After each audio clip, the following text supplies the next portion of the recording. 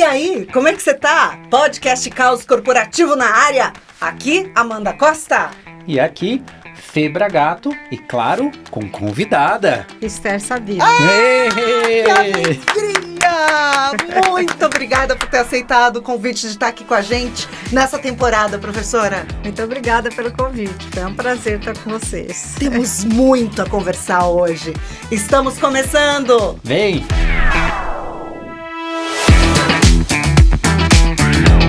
Estamos com a temporada Elas na liderança do podcast Caos Corporativo no ar. No episódio de hoje a gente vai falar sobre mulheres na ciência. E a gente tem a honra de receber a professora doutora Esther Sabino para trocar algumas ideias aqui com a gente. Doutora em Medicina pela USP, referência internacional em genômica, a doutora Esther não apenas revolucionou a pesquisa científica ao liderar o sequenciamento dos genomas do vírus Zika e logo depois do coronavírus no Brasil, mas também ensina sobre inovação, resiliência, liderança, colaboração, habilidades essenciais tanto na ciência quanto no ambiente corporativo para homens e para mulheres. Que honra recebê-la. Professora doutora Esther Sabino, essa equipe que fez o sequenciamento, né, do genoma, enfim, que fez o sequenciamento do genoma do Zika e do coronavírus, inclusive era uma equipe formada majoritariamente por mulheres, né? Eu queria saber o que a senhora acha do posicionamento da mulher dentro da ciência. Esse foi um trabalho incrível, maravilhoso, que trouxe visibilidade para a liderança feminina na área da ciência. Mas eu queria saber como que ainda é o lugar da mulher na ciência. Evoluímos um tanto, temos um tanto a evoluir. Como é que é isso? Então, eu acho que na medida que as mulheres foram para os cursos universitários, começaram a estudar mais, o número de cientistas mulheres aumentou. Principalmente na minha área, que lida muito com biomedicina, a maioria são mulheres. Então, o fato de nós termos mulheres é porque realmente, se você for numa escola de biomedicina, 80% vão ser mulheres. Então, esse número de pessoas que trabalham em laboratório, que o médico trabalha menos, é mais o pessoal que se forma nisso são mulheres. Então, nesse momento, existe esse tempo em que, de repente, as mulheres começam a tomar algumas áreas, tem mais mulheres. Então, foi uma mudança no tempo, mas que a gente foi ocupando porque o número de pessoas nas graduações aumentou. A mulher começou a achar que é importante seguir uma carreira universitária. Então, tem esse lado. O que não quer dizer que é igual para mulheres e homens. Na medida em que a mulher tenta subir na liderança, é que aí tem as dificuldades maiores, né? Então, muitas vezes você vai em áreas que a maioria são mulheres, mas as lideranças são todas homens. Então, são de homens. A medicina mesmo já faz bastante tempo que metade das mulheres estão cursando medicina. Metade dos alunos são mulheres. Mas quando você vê na faculdade de medicina, a primeira diretora é agora. Tem uma instituição que tem mais de 100 anos e nunca teve uma diretora mulher. Então, tem um problema, claro, né? Então, você vê que tem uma dificuldade. Professora, essa questão, né, tem essa dificuldade, né, das mulheres estarem ali, porque tem desafios que a sociedade, enfim, foi colocando na mulher, na dificuldade de entrar e tudo mais. Como é que você acha que a gente consegue mudar esse cenário, incentivar outras mulheres a estarem nessa carreira, outros homens também a incentivarem mulheres a estarem ali, porque é um desafio, né? Então, eu acho que o desafio é a gente agora sair e começar a quebrar para elas terem liderança. Eu acho que essa é o momento, pelo menos na área que eu trabalho, né? Tem outras áreas, quando você vai para a área mais de exatas, faltam mulheres. O sonho de fazer matemática e física, ele acaba antes de entrar na faculdade. As mulheres já não se sentem nesse lugar. Enquanto, quando você olha no começo no ensino, no início do primeiro grau, você tem muitas mulheres que entendem, muitas meninas que entendem de matemática, mas elas quando chegam no colegial eles já não colocam ciência da computação, física, matemática como uma possibilidade na vida delas. Então, em algum momento esse sonho quebrou. Agora, na área de biomedicina, você vê mais mulheres. Mas como fazer isso virar também liderança? Eu acho que para algumas áreas está nesse ponto. E eu acho que isso não é simples, porque primeiro tem sim problemas estruturais, principalmente o início da carreira científica é junto com o momento que as mulheres engravidam e têm filhos, e isso dificulta bastante. Você precisa ter um incentivo muito claro para que elas consigam passar esse obstáculo e continuar uma produção semelhante à dos homens nessa fase da vida. Professora, a senhora falou da questão das meninas, né, e a questão da área que o mercado chama de STEAM, né, que é ciência, tecnologia, engenharia, matemática. Então, assim, a gente tem, se não me engano, 28% só de mulheres nesse setor, na liderança. Então, assim, é pouco. E a gente olha, quando a gente olha para nossa infância, né, a gente vê, eu acredito que isso tende a mudar um pouco. Mas a gente é vítima de um estereótipo de gênero, né? Em que, mulher não é boa de raciocínio. Matemática não é coisa de menina. Então, enquanto o meu irmão ganhava um laboratóriozinho de química ou um jogo de lógica, eu ganhava uma boneca, uma tiara de princesa, né? Então, como é que a gente pode trabalhar para já ir desconstruindo esse estereótipo de gênero? Porque a gente sabe, está comprovado por pesquisas, que biologicamente a gente tem as mesmas capacidades. Não tem isso que o cérebro do homem é melhor para a área de ciências, para raciocínio lógico, para pesquisa. Não tem isso, né, professora? Não tem, eu acho que o problema, primeiro, na área de matemática, eu acho que é mais forte essa diferença, realmente é um estímulo já na graduação, realmente precisa ter um estímulo maior para as mulheres. Eu acho que uma diferença que tem, eu não sei se a sua mãe trabalhava. Minha mãe era costureira, trabalhava em casa. Então, os cuidados, então, assim, ela acumulava e ela dizia que não fazia nada, hein? Meu Deus. Então, ela cuidava da casa, costurava para ter uma renda, para ajudar meu pai, que era motorista, e cuidava da gente e dizia que não fazia nada. É porque como estava dentro de casa, sempre foi invisibilizado, né, esse trabalho. De dentro de exatamente, casa. Então isso, e também tem uma coisa que a mulher ficava em casa, ela tinha muito menos contato com o mundo lá fora, ela tinha... assim, não tinha, os problemas não chegavam de tal forma que ela mesma pudesse crescer e amadurecer. A gente não podia ter conta no banco, né, professora? A gente foi ter direito a ter cartão de crédito em 1962, não é isso? Se eu não estou enganada, vou pesquisar aqui, vamos ver. Então, eu tive assim, por exemplo, a minha mãe se formou, médica, ela se formou em 52. E eu tive uma tia-avó que se formou em 22. Então, assim, essa visão, e eu acho que nisso eu sou diferente, talvez por isso eu não tenha percebido tanta diferença, um bom período da minha vida, porque as mulheres, para mim, todas, era a minha obrigação trabalhar. Então, eu acho que a gente está passando uma fase em que as crianças já estão nascendo com as mães trabalhando. Sim. E já vão ter mulheres expostas ao mundo e discutindo a realidade. Então, elas já começam a ver as coisas como iguais, mas são gerações mudando, né? Então, eu acho que isso faz muita diferença para a criança. Se a mãe da criança for matemática, a chance de fazer matemática vai ser muito maior. Então, porque tem um espelho ali, né? Tem uma representatividade dentro de casa, né? Mas a gente tem que fazer isso andar mais depressa do que simplesmente deixar acontecer por acontecer. Então, a tendência é você, a nova geração, e eu acho que elas são muito mais, assim, mais fortes no sentido de que aceitam menos as diferenças do que a minha geração, entendeu? Sim.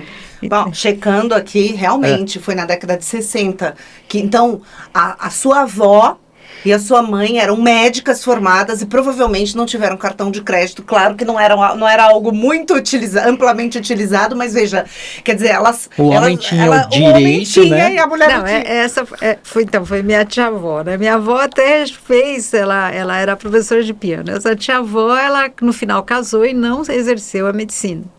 Então, assim, teve uma coisa, você vê como, apesar de ter conseguido fazer o curso e se formado em 23... Essa carreira foi interrompida por teve conta muitos filhos, os filhos todos fizeram medicina, foram professores, mas ela não exerceu a carreira.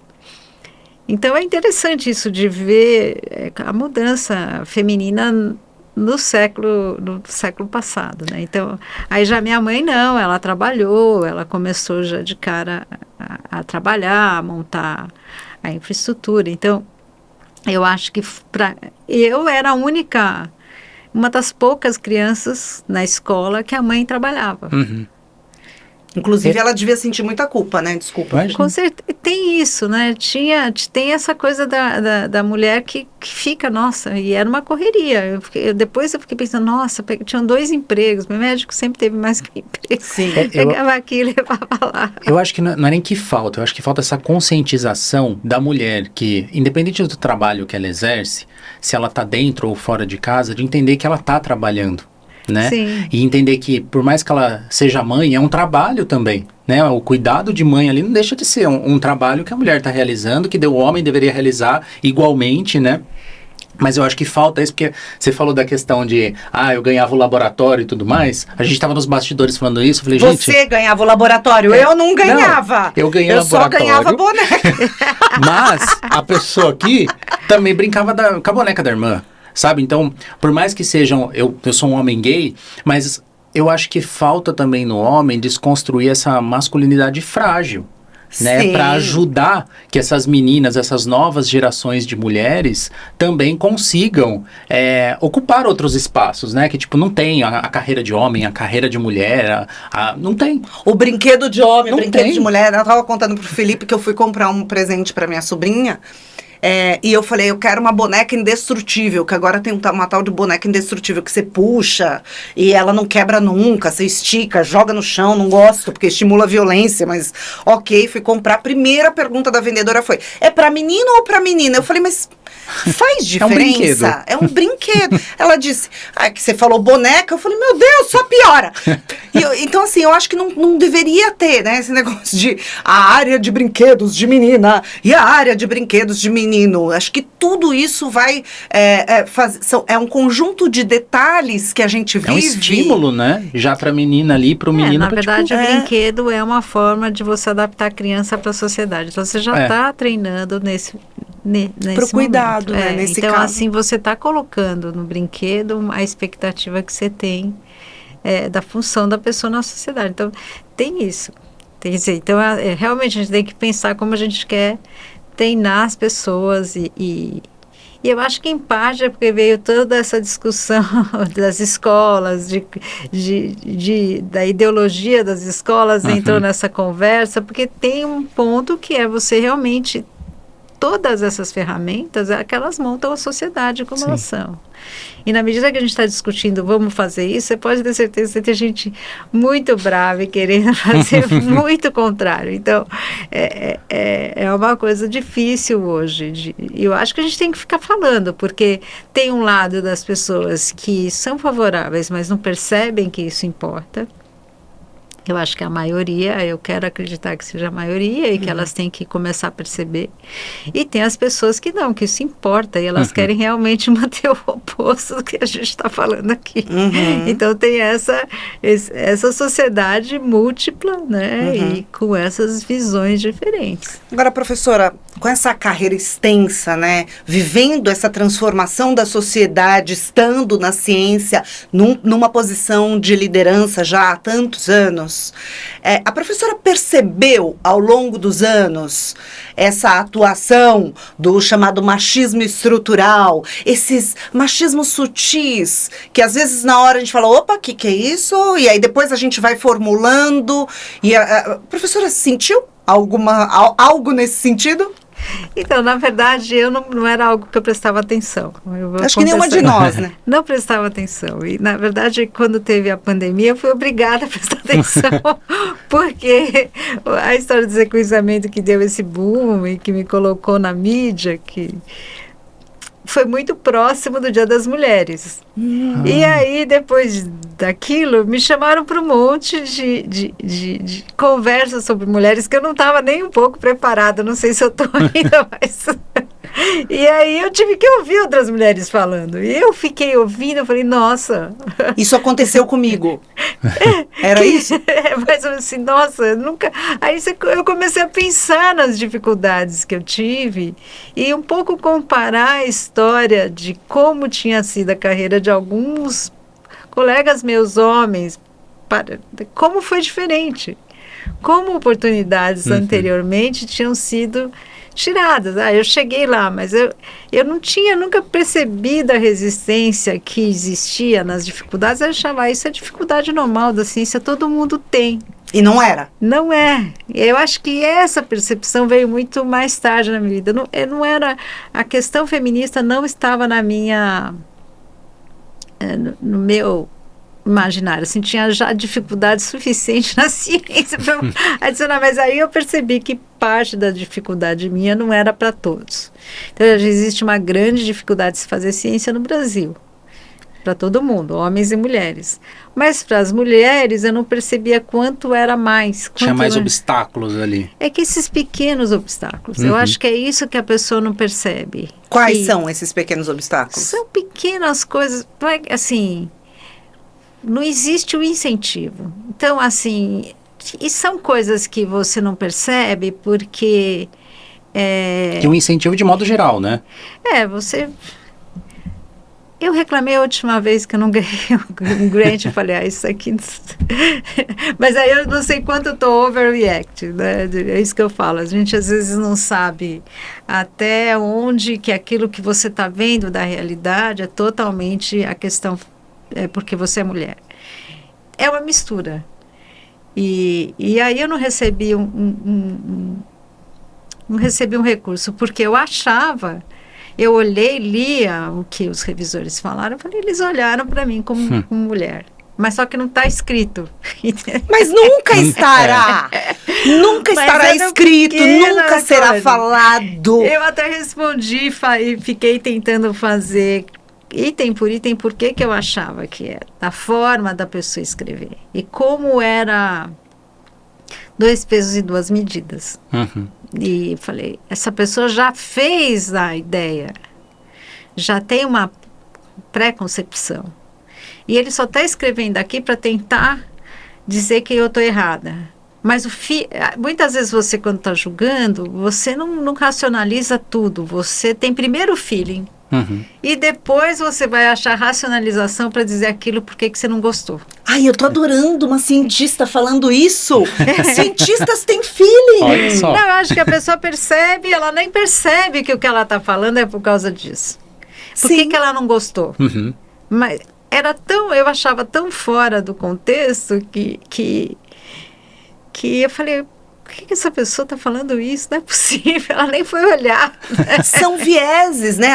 E muitas vezes a pessoa está fazendo essa avaliação de forma inconsciente mesmo. Inconsciente. E aí, se você coloca entre os revisores, são 5 revisores. E quando você está numa coisa muito competitiva, um que fale muito mal, ele acaba, tira você da... Então, você precisa são 5 revisores homens? Não sei quem são, mas há isso é uma das questões. Então, primeiro, tem tantos revisores mulheres quanto homens nessa... Porque basta... você não consegue saber nem Não, você não sabe nada. Nada. Mas tem se tiver então, de 5, se você tiver um machista, muito machista... Já enviesa todo o processo. Já acabou. Entendeu? Então, assim... E é sequencial? Não, são 5 que fazem o mesmo ao mesmo tempo. Esse era um recurso muito grande. E foi aí que eu fiquei pensando, puxa, qual a chance de você subir? Porque aí é um degrau a mais. Então, nesse projeto, que é o valor maior que se dá aqui no Brasil, de 20 projetos que hoje existem, só tem 2 ou 3 mulheres. Entendeu? Então, a não ser que se esforce, se leia bem essas entrelinhas, não vai ter chance. É isso que eu sou uma pessoa que recebe recursos, não é que eu não estou assim, mas naquele momento eu falei, puxa, para eu chegar nesse ponto, que é o máximo em recursos no Brasil, não deu. Professor. E foi muito ruim. A crítica, eu falei, até a crítica de como eu estava, como eu ia fazer a divulgação de ciência, eu falei, gente, não é possível. Quem que divulgou mais do que como a gente escreveu, o que a gente ia fazer? Mas você pode olhar pelo próprio currículo, pela própria... Como a gente foi capaz de... Porque no papel nem sempre você consegue traduzir, né? Tudo, mas se a pessoa vai decidir uma coisa, ela pode entrar na internet e olhar o que a pessoa fez. Sim, né? Claro. Agora, com essa falta de incentivo, né? Como é que você acha, para também não ir no overreact ali, para a mulher não ir no overreact, como é que deve ser essa postura? Você acha que tem que ir se moldando ao sistema para conseguir, entre aspas, se infiltrar, ou tem que desafiar mesmo? Nossa, a pergunta é super difícil, eu não sei. Meu Deus, eu deixei a professora aqui. Eu não sei qual é o melhor jeito, talvez não exista a mulher jeito. Sequenciou o genoma Desculpa. do coronavírus e você deixou ela sem resposta. Não, é assim, qual é a melhor forma de você fazer e trabalhar para mudar o mundo, mudar aquilo que você não... Então, não existe resposta simples. É muito de avaliar a situação ali. Eu acho que depende muito mais de como você consegue fazer certas coisas porque algumas pessoas são mais briguentas, entendeu? Vão conseguir fazer. Eu, por exemplo, não gosto de brigar. Para mim, eu pago para não brigar. Mas precisa? Precisa. Então eu acho pronto. que a resposta... Respondeu. Tem que desafiar. Tem que questionar. Mas como fazer isso, né? Como. Mas sabe, professora, que é algo que eu também, né? Esse ano eu faço 50 anos e ao longo da minha carreira como jornalista, também passei por uma série de situações que na época não identificava como machismo estrutural, ainda mais sendo uma jornalista de TV, tinha a pressão da aparência, do corpo. Eu só pensava o seguinte, como eu também era casada e tenho 2 filhos, eu tinha uma coisa que eu pensava, eu falava assim, pelo amor de Deus, eu tenho que ser a Mulher Maravilha, porque eu tenho que ser bonita, eu tenho que ser magra, eu tenho que ser inteligente, estar bem informada, e eu preciso cuidar bem da família. Como é que eu vou conseguir fazer tudo isso ao mesmo tempo? Essa pergunta, ela povoava o meu imaginário o tempo todo, mas eu não consumia nenhum tipo de conteúdo que me conectasse com essa mesma situação de outras mulheres. Não era uma coisa só minha. Então eu acho que as mulheres muitas vezes sofrem sozinhas, achando que é comigo, e a gente sempre traz a culpa pra gente. Esse problema é meu, e na real é uma coisa que todas nós estamos passando, né, professora? Então essa coisa do overreact, né, a reação em excesso, é uma coisa que eu tenho ouvido bastante hoje, porque depois que eu tomei contato e comecei a ouvir outras mulheres e percebi que não era uma questão só minha, eu começo a apontar. E aí, namorado, filho, sócio, mas você tá militando demais. Mas você não acha que você tá exagerando? E não é, porque agora eu não tenho como desler tudo que eu li. Eu não tenho como desouvir tudo que eu ouvi. A gente se transforma, né, professora? Então, pelo menos aqui do meu lado, eu decidi que eu vou sempre falar. Eu vou sempre apontar, até para que a gente possa dar oportunidade para que as pessoas, homens e mulheres, que ainda não enxergaram todo esse problema, possam abrir os olhos, né? A senhora não acha que a gente tem esse papel? Eu acho que a gente tem que falar, isso com certeza, assim, eu acho que a gente vai também ter que ir além, porque quando você... como aquela coisa, você fala, as pessoas já começam... Como não colocar o anticorpo das pessoas contra você, porque você está... Como é que você sai dessa situação? Como trazer as pessoas para a gente, né? E aí eu acho que várias pessoas com formas diferentes de agir vão isso não vai sair, vai ter gente que vai conseguir falar mais e vai ter gente que vai atuar. Eu tenho algumas coisas que eu comecei a fazer. Eu falei assim, olha, eu não vou falar direto, muitas vezes com o diretor. Eu falo com as mulheres que estão na minha instituição e que estão eu dou força para elas. Primeiro eu falo assim, eu quero que elas saibam primeiro. É um caminho. Então, assim, eu já... Também para as mulheres, assim, para as alunas, eu falo, gente, vocês... Dê importância a vocês serem representantes, a entrarem nos conselhos, tem representante aluno e nunca os alunos querem ir. Eu falei, não, isso é um lugar que você vai aprender o poder. Quando você está lá, quando você for ser professor, você já entende como o sistema de poder na universidade funciona. Você não vai conseguir ser reitor da universidade se não for cada passo de chefe de departamento, diretor da faculdade, e como aluno ser representante, entender como os órgãos de decisão tomam. Então, tem que treinar desde o começo. E normalmente o que as mulheres fazem nessa fase mais jovem, Ana, não vou pegar mais uma coisa para fazer, né? Até por conta das 10 horas a mais de trabalho que a gente tem por semana cuidando de outras tarefas. Se elas né? não estão com as outras tarefas, estão jovens o suficiente, não tem, elas já começarem a ficar espertas e aprender essas coisas. Eu acho que isso é importante. E outra, uma mulher ir ajudando a outra quando percebe que ela está com dificuldade. Porque é um momento de quebrar. E eu acho que falar sempre, quer dizer, tem problemas que tem que dimensionar, colocar o tamanho, sim, não é tudo bem. Não é tudo bem você ir num congresso. Na Europa isso já está definido, por exemplo. Você vai fazer um congresso seja assim, se que for, quem que vai falar? Tem que ter metade homem, metade mulher. Isso que eu ia perguntar, como é que é essa diferença entre Brasil e mundo, assim? Aqui ainda isso não virou regra. Está começando o pessoal a entender. E fora é regra. Precisa Na ter. Europa é regra. Se você vai fazer um congresso, eles ficam contando quantos homens e quantas mulheres. Por quê? Quem vai falar, se eu for falar numa convenção, as pessoas vão me conhecer e vão lembrar de mim para chamar de novo. Se só tem homem, só vão lembrar de chamar homem. Verdade. E você fica... Entendeu? Nos jornais das universidades, deveria ter essas coisas. Tem quantos homens e quantas mulheres, tudo que chama atenção e que faz as pessoas se sentirem, ter um feedback positivo de você trazer mais mulheres, você tem que ter nesses momentos, banca de professor, você tem que ter metade homem, metade mulher. Não tem, porque basta ter um para você, é isso que eu falei, você tem 5 e um tem uma visão... Pronto, já era uma mulher, isso pode fazer toda a diferença. Então, a não ser que tenha cuidado, é inconsciente. Ninguém vai falar a ela porque ela é mulher, entendeu? Ninguém vai tirar isso, mas aquela aula não foi tão bem, não sabe o que é, se é o tom de voz que a pessoa não gosta, o que for, entendeu? Vai dar esse feeling que a pessoa que não é treinada ou nem quer ser treinada, porque tem isso, vai dar nota mais baixa e depois cair na história do que não é tão bom. Então, eu acho que é nisso que é a dificuldade. A professora não casou. Não. E até que ponto isso influenciou na sua carreira na ciência, né? O fato de não ter casado ajudou no seu desenvolvimento? Qual que é a relação entre uma coisa e outra?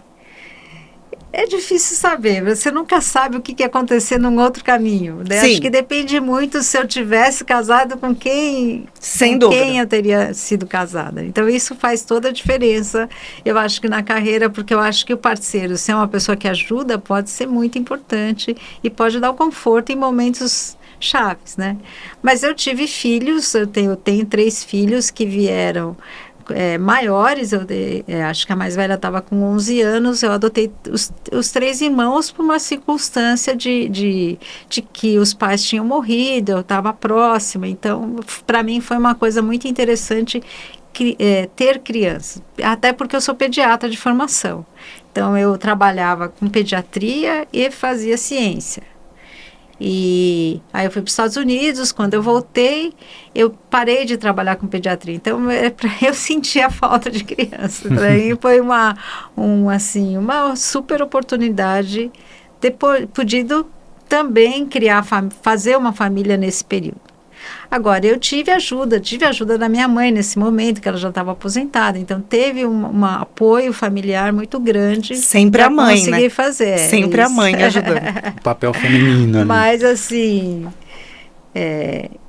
tirou um tempo, e eu posso falar que a minha carreira foi tardia na ciência.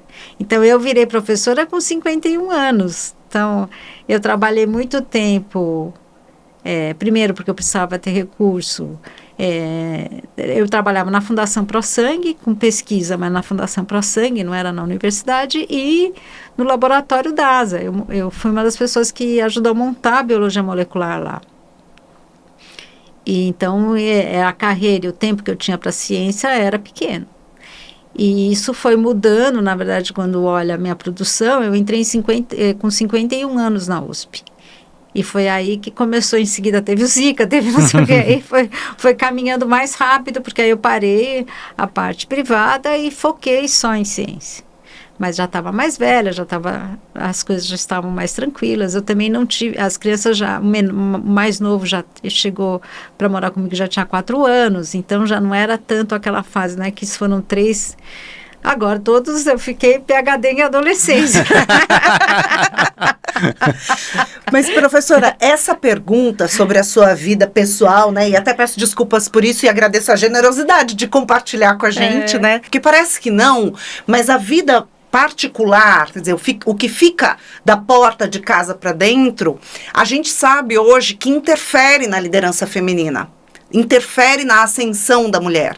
Então, como é essa vida familiar? Como que é dividido esse trabalho doméstico, por exemplo? Esse trabalho de cuidado com os idosos, com as pessoas com deficiência, com as crianças. Esse é um trabalho que, na nossa sociedade, ele é um trabalho que fica com as mulheres, né? Então, muitas carreiras são interrompidas ou muitas ascensões de carreira, muitas vezes, são desaceleradas, porque as mulheres precisam, ou elas param para se casar, ou elas param para cuidar, né? Então, eu queria ouvir um pouco da professora como é que foi conciliar tudo isso. Já ouvi que teve o apoio da mãe, sempre uma mulher apoiando a outra. Isso aí foi fundamental. Eu também tive apoio da minha mãe, porque senão eu não teria conseguido trabalhar. E como que esse trabalho doméstico, como que essa vida privada, essa coisa ali escondidinha debaixo do tapete, sobre a qual não se fala nos ambientes corporativos, como é que ela interfere na ascensão da mulher? Então, isso é um pouco difícil na ciência, e principalmente na minha geração, porque a ciência era tão difícil que não tinha o que você fazer, que era muito difícil a ascensão, muito difícil. Mas seguramente todo esse trabalho atrasou a minha ascensão. Então as pessoas falam, você está na liderança, mas as pessoas me conheceram naquele momento, foi um momento de liderança.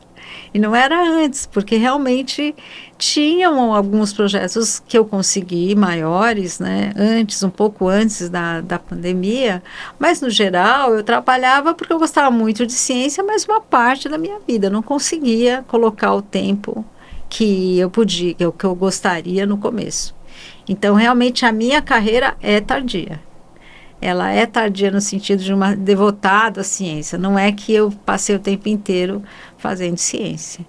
E eu acho que tira tanto a parte de vida como o fato de eu ter que conseguir recurso para sobreviver naquele período, assim, ganhar um salário suficiente que não era oferecido.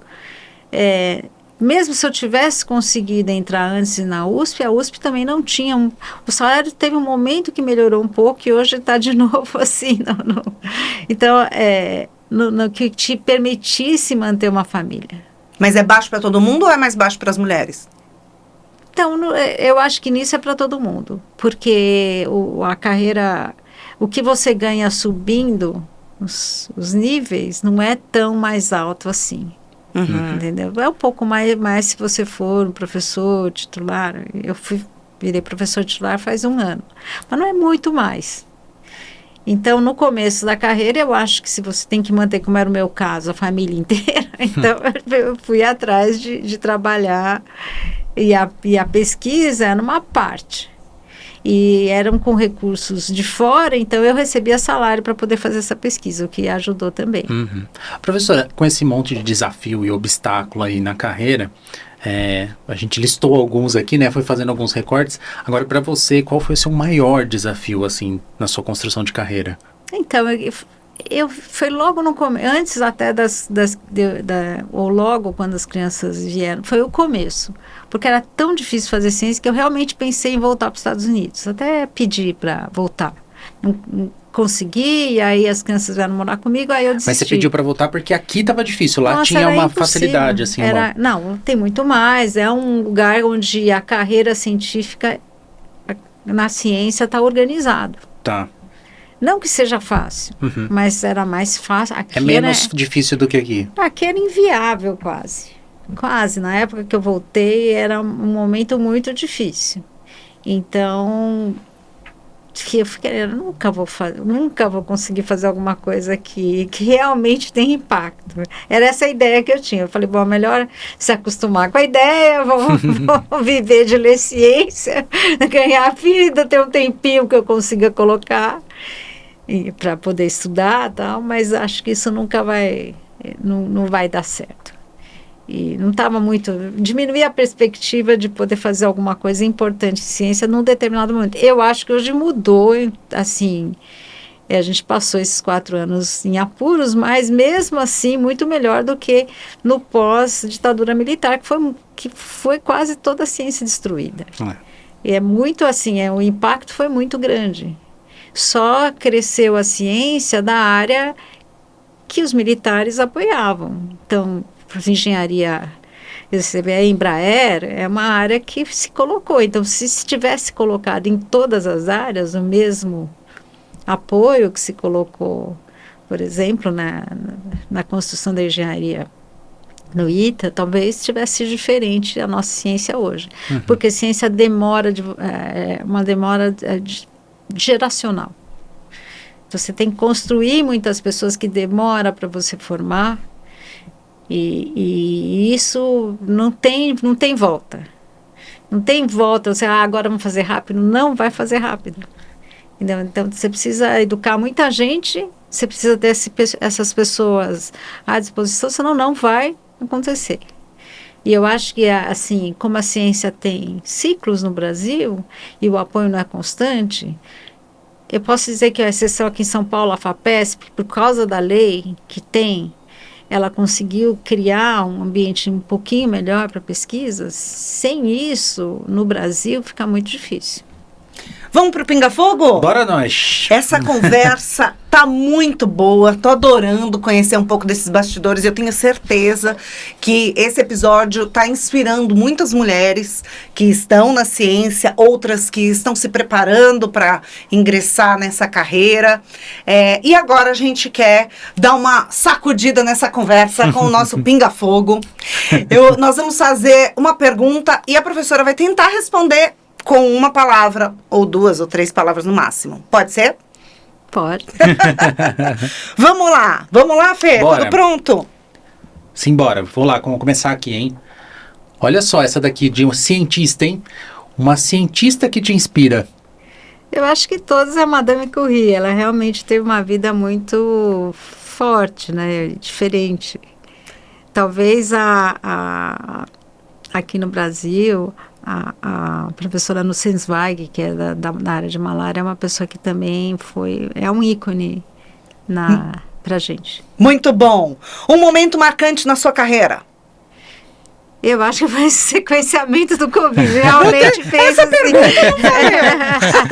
Não foi o meu melhor trabalho científico. Mas foi marcante. Mas foi muito marcante. E uma palavra que define liderança para você? Eu acho que é trabalhar as pessoas em conjunto, olhar todo mundo. Eu acho que você tem que saber conversar. Colaboração, né? Colaboração. Um desafio superado. Eu acho que ter conseguido fazer trabalhos que tenham sido publicados em boas revistas. Eu acho que isso eu nunca pensei que ia acontecer. E aconteceu. E um conselho para as meninas, para as novas gerações de mulheres aí que sonham em ser cientistas? Eu acho que é continuar seu sonho, não ter medo e buscar outras mulheres se tiver dificuldade. Porque acho que isso é uma coisa que a gente tem que pensar, a gente não está sozinho no mundo. sozinhas e a gente pode achar alguém para ir atrás. Muito bem. Um livro indispensável.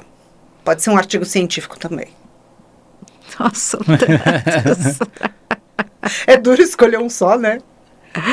Olha, eu gosto de Memórias Póstumas de Brás Cubas, então se for um livro assim que agora ficou na moda de novo, realmente veio na minha cabeça. Ele foi bem marcante na minha vida de adolescente, acho que valeu agora. Tá ótimo. Tá ótimo. Tá Olha, ótimo. uma para terminar aqui de curiosidade mesmo, uma paixão além da ciência. Eu toco piano, eu gosto de tocar Olha. piano. E qual que é a sua música favorita no piano? Então, eu tenho uma música que chama Serenata Árabe, que meu pai gosta muito, e eu toco sempre para ele. Meu pai ainda é vivo. Minha mãe morreu desde a pandemia. Ela já está com 97 anos, mas ele gosta muito de piano. Ele tem quantos anos? 92.